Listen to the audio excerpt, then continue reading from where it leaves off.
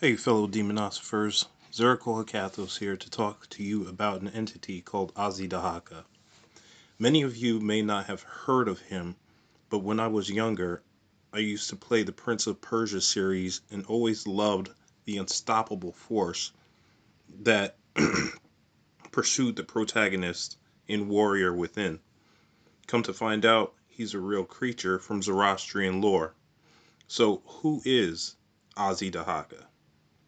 Well, Azi Dahaka comes from Babylonian and Persian lore, and, like most of the spirits I deal with, is portrayed as evil. Some sources call him the son of Ahriman, while others simply say Azi Dahaka was created by him. Others claim that Azi Dahaka started off as a patricidal son of a ruler. After usurping his father's throne, the human Zahak, or Zahake, I don't know, I know I'm butchering that, asked two mages for a spell to reduce the world's population. Thanos would love this guy. Anyway, the mages refused to give him what he asked for, so Ahriman comes to Zahak in the form of a cook. He kisses the Emperor on the shoulders, causing snakes to sprout from those spots, and thus Azi Dahaka is born. So for 2 centuries, this guy rules until someone gets fed up with the tyranny. This blacksmith named Kava gets pissed because Dahaka ate his family, so he joins forces with an opposing ruler. Let me see if I can pronounce this. Feridun, and makes him a badass mace. Feridun in Zahak fight. At one point, Dahaka is stabbed, and instead of blood, scorpions and snakes fall from the wound. Not wanting to fill the earth with such creatures, Feridun decides to bind Azi Dahaka and imprison him in Mount Devand until the day he's released to cause havoc once more. Sounds almost like a passage in Revelations, doesn't it?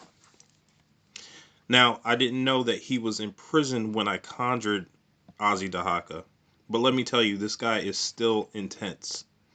He is an entity of both destruction and cleansing, and that type of power can be overwhelming at first. In fact, it made me a little ill the first time I invoked him. I wouldn't describe him as mean, but I wouldn't exactly call him friendly either. He just is who he is.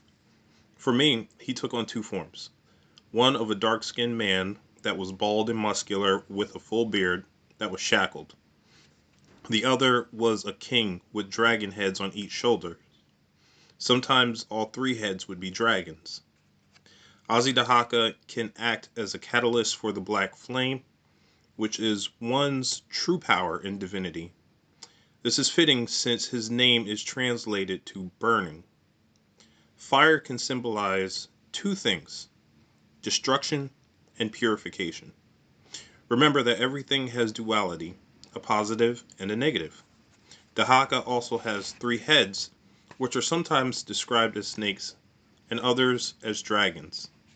Now, the word for dragon translates into snake, so those two are basically synonymous.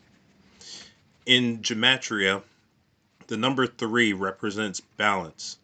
This is interesting because in order to achieve balance, sometimes you have to do things others may consider villainous.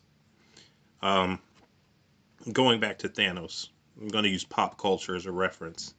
When Thanos wanted to kill off half of the population of the universe, he talked about how that would create balance and peace because there would be enough resources for everybody.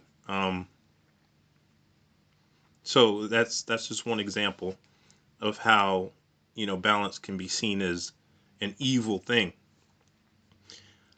During invocation, Azi Dahaka confessed that the crown on his head was heavy, possibly indicating that the responsibility of rulership was extremely stressful.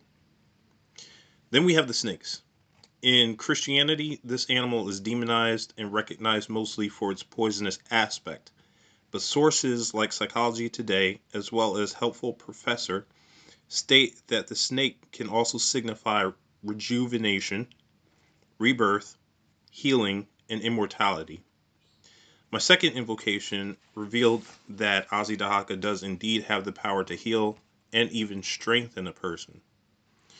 For those seeking to contact this entity, I suggest going through Ahriman. Being his creator, Ahriman can shield you from the worst of Azi Dahaka's energy. Dahaka is also associated with dragons, snakes, toads, scorpions, lizards, and frogs.